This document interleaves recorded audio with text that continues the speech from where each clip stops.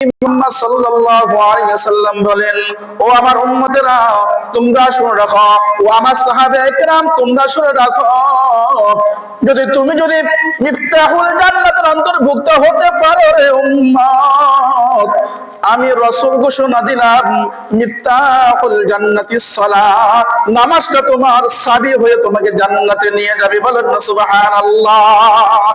দুনিয়াতে একটা যদি 5 ওয়াক্ত নামাজ বা জামাতে পড়তে পারি রে ভাই, আল্লাহ পাক রব্বুল আলামিন মৃত্যুর সময় আমার জবান দিয়ে কালিমা নসিব করে দিবেন।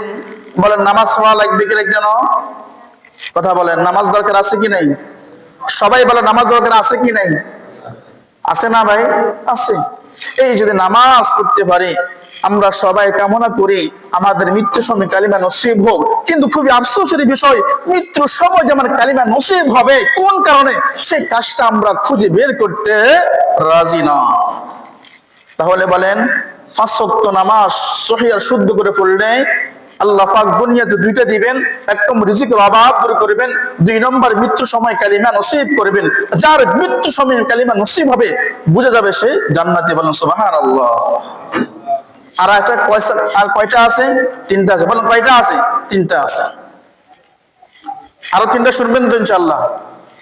তাহলে নামাজের প্রতি আরো লোভ হইব নামাজ পড়ার জন্য। এখন তো আমরা সবাই নামাজ তো আমরা সবাই পড়ি না? সবাই পড়ি, কিন্তু আমার নামাজ কয়জন কবুল হয়?